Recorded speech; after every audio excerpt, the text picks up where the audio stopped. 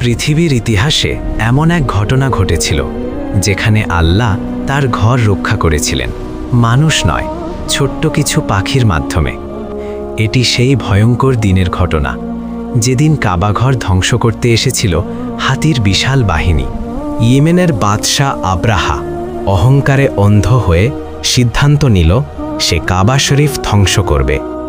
হাজার হাজার সৈন্য, বিশাল হাতির বাহিনী, অস্ত্রে সজ্জিত এক অপ্রতিরোধ্য শক্তি মক্কার দিকে অগ্রসর হতে লাগল। আব্রাহা তার হাতির পিঠে বসে গর্ভভরে বলছিল, আজ কাবার অস্তিত্ব মুছে যাবে। কিন্তু সে জানত না সে কার ঘরের দিকে এগোচ্ছে। মক্কার মানুষ ভয়ে শহর ছেড়ে পাহাড়ে আশ্রয় নিল, কারণ এই বাহিনী থামানোর শক্তি মানুষের ছিল না।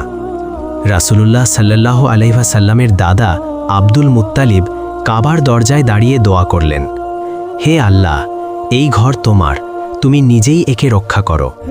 তার কণ্ঠে ছিল না ভয়, ছিল অটুট ঈমান।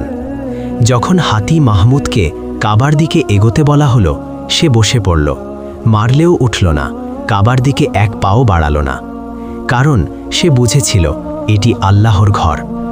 হঠাৎ আকাশ অন্ধকার হয়ে গেল, ঝড়ো হাওয়া বইতে লাগল। মানুষ ভাবল আরও বড় বিপদ আসছে, কিন্তু এটি ছিল আল্লাহর সাহায্যের আগমন। আকাশ ভরে গেল অসংখ্য ছোট্ট পাখিতে। এরা ছিল আবাবিল। দল বেঁধে উড়ে এলো। প্রতিটি পাখির ঠোঁট ও পায়ে ছিল ছোট পাথর। তারপর শুরু হলো আল্লাহর গজব। আবাবিল পাখিরা আকাশ থেকে পাথর নিক্ষেপ করতে লাগল। যার গায়ে পড়ত তার শরীর ছিদ্র হয়ে যেত। বিশাল বাহিনী মুহূর্তেই ধ্বংস হতে লাগল।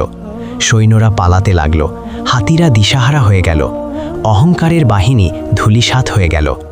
আব্রাহা নিজেও রক্ষা পায়নি, তার শরীর ধীরে ধীরে পচে যেতে লাগল। অবশেষে সে অপমানজনক মৃত্যুবরণ করল।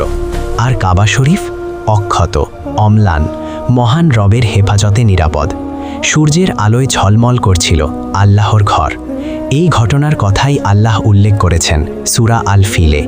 তিনি তাদের উপর প্রেরণ করেছিলেন ঝাঁকে ঝাঁকে আবাবিল পাখি।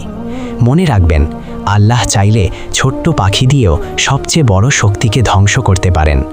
ইসলাম ও কাবা আল্লাহ নিজেই রক্ষা করেন, যেমন রক্ষা করেছিলেন আবাবিল পাখির মাধ্যমে। সুবহানাল্লাহ।